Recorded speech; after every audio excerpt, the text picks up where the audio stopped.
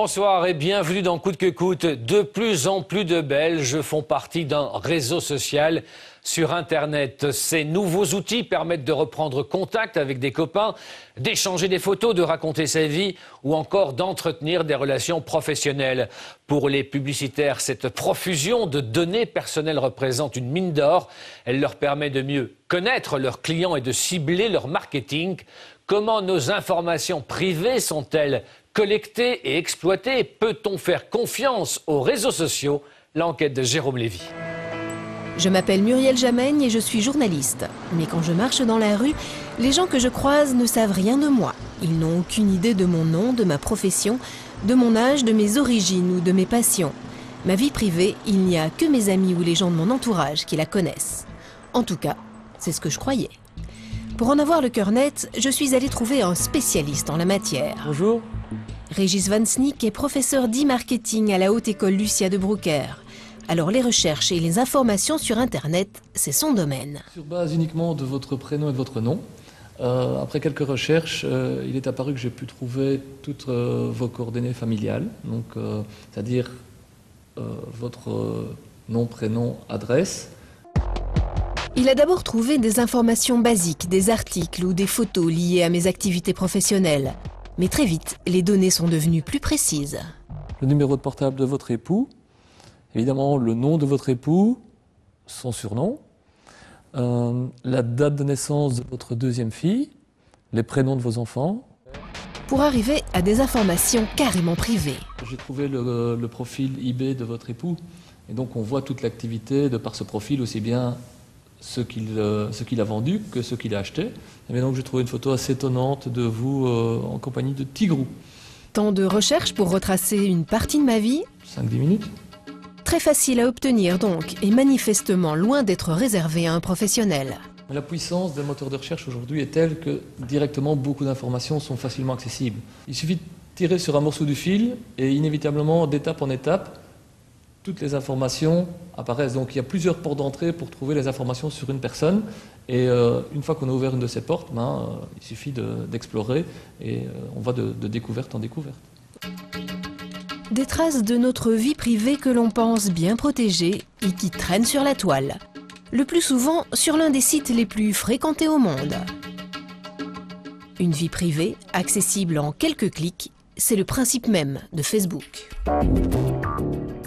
On y raconte son quotidien, on y poste des photos ou des vidéos, une profusion d'informations qui passent tous les jours entre les mains du site. Facebook, c'est un réseau social qui permet de retrouver ses vieux copains, de draguer, d'entretenir ses relations professionnelles. Lancé dans une chambre d'étudiants à Harvard par Mark Zuckerberg, il a depuis conquis le monde. 500 millions d'utilisateurs en tout, dont 4 millions rien qu'en Belgique. Chaque fois que vous vous connectez, vous dévoilez votre vie privée, votre humeur du moment, votre lieu de vacances et parfois même votre religion ou vos opinions politiques. Mais pendant qu'il devient votre meilleur ami, Facebook travaille sans relâche pour exploiter ce que vous avez de plus précieux, votre intimité.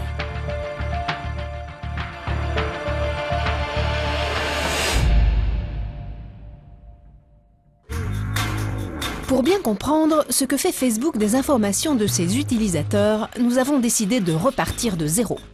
Nous avons créé un nouveau profil sous une identité imaginaire. Samuel Wall. Pour pouvoir s'inscrire, il faut d'abord fournir au site une première fournée d'informations. Nom, prénom, mail, date de naissance. Une fois l'inscription validée, on propose de dévoiler de plus en plus mon intimité. Une photo, un parcours scolaire, un métier. On peut ignorer ces informations, mais Facebook incite fortement à y répondre si on veut se faire des amis virtuels. Aidez vos amis à vous retrouver en fournissant des informations de base sur votre profil. Mais le site veut aussi savoir où Samuel en est de sa vie amoureuse. Il sera célibataire. Curieusement, à droite de l'écran, plusieurs bannières apparaissent. Ce sont des publicités pour des sites de rencontres. On propose même des conseils de drague. Que fait donc le site internet avec toutes les informations que nous sommes en train de lui livrer? Nous avons beau chercher sur le site, pas de réponse. En fouillant, nous finissons quand même par trouver un premier indice. En utilisant Facebook, vous acceptez que vos données personnelles soient transférées et traitées aux États-Unis. Des données personnelles transférées et traitées, que peut bien vouloir dire Facebook?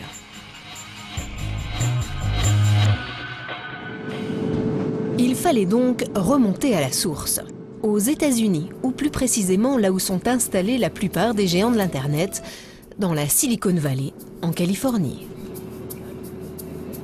C'est là que se trouve le siège de Facebook. Mais nous n'avons pas pu y entrer car malgré nos nombreuses demandes, l'entreprise cultive le secret. Elle a refusé de nous recevoir.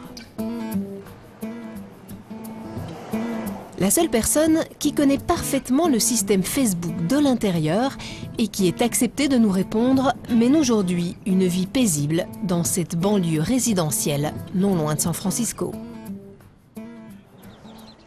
Vous aimez être dehors, hein, les poulets? Avec ses poulets, son jardin et son petit pavillon, Karel Balloun est bien loin de l'effervescence dans laquelle il baignait il y a 6 ans. Aujourd'hui, il travaille seul. Il a lancé son propre réseau social sur Internet. Un site qui met en relation les défenseurs de l'écologie.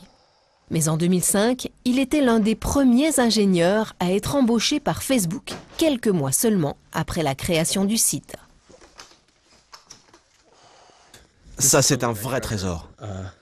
Il a quitté l'entreprise il y a 3 ans, mais il garde encore précieusement les souvenirs de cette époque, comme sa carte de visite. Vous voyez, ils avaient fait les cartes comme un profil Facebook. C'est toujours présenté de façon très simple, hein. Ça, c'est notre première adresse. J'étais ingénieur manager à l'époque.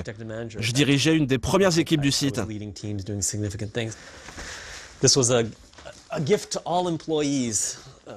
Ça, c'est mon sac Facebook de l'époque. Tout le monde en avait un.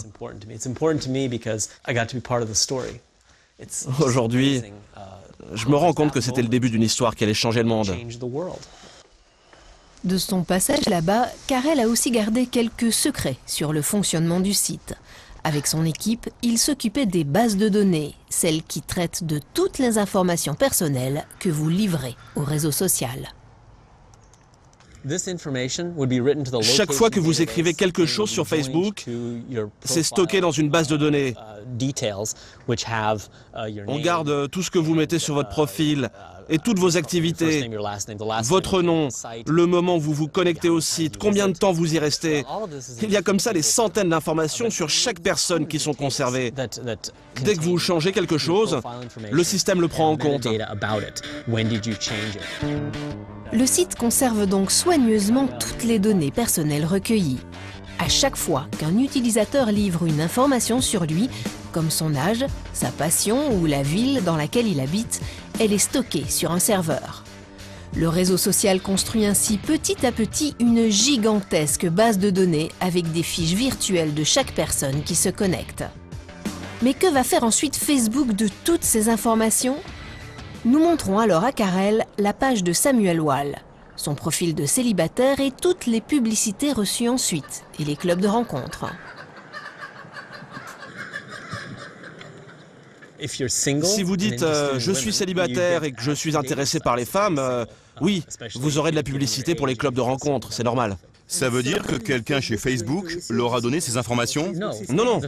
Le système de Facebook garde tout pour lui.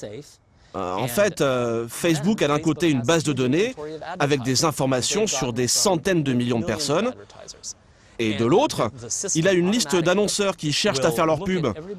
Le système analyse automatiquement les profils Facebook et va dire par exemple « Tiens, Samuel Wall habite Paris. Qui veut faire de la pub auprès de quelqu'un qui habite à Paris ?» Ou un autre exemple, hein, si quelqu'un aime le foot, le système dit « Qui veut faire de la pub auprès des gens qui aiment le foot ?» C'est comme ça que ça marche.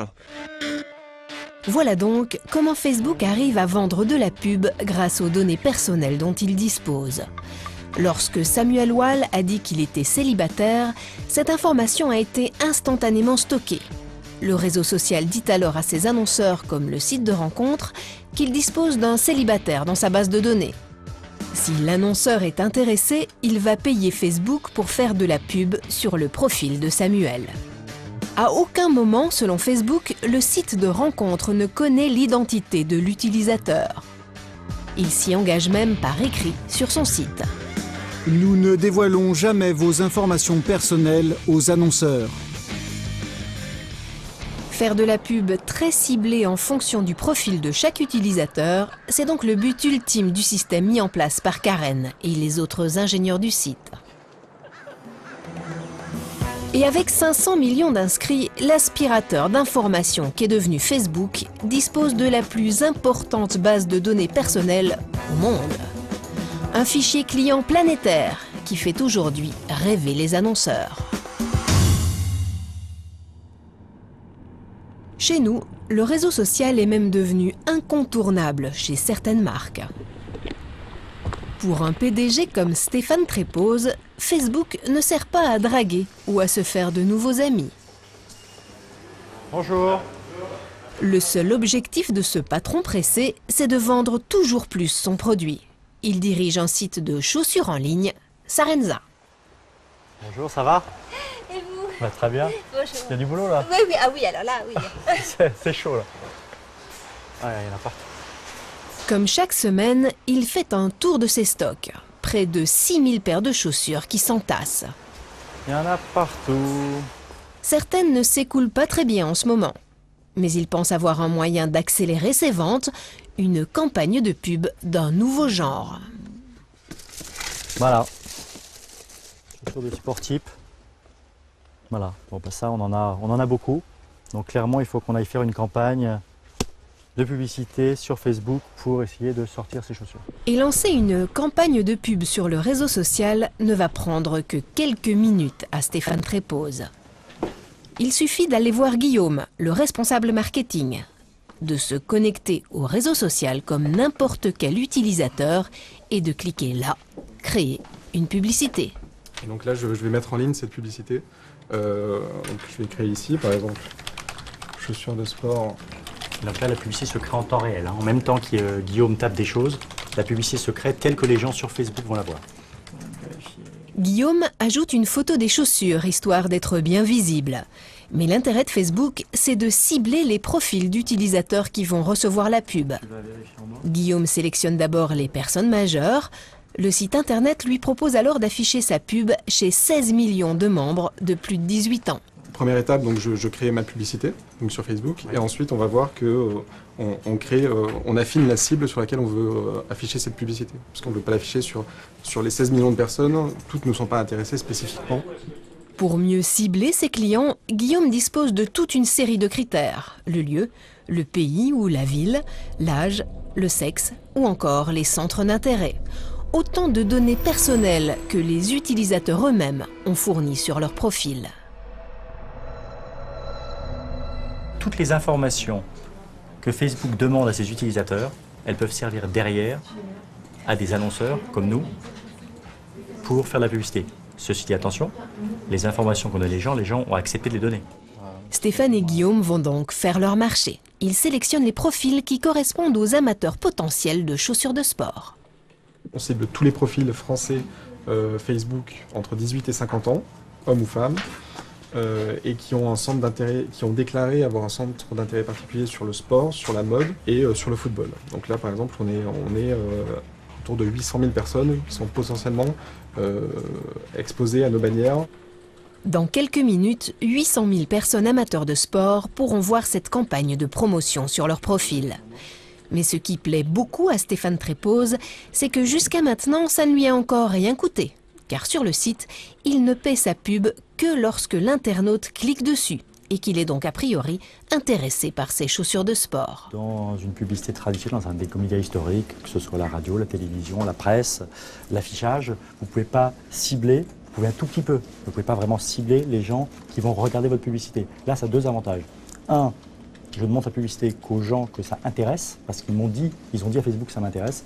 Et deuxièmement, je ne paye la publicité que pour les gens qui auront cliqué sur la publicité, c'est-à-dire qui sont arrivés sur le site de Sarenza.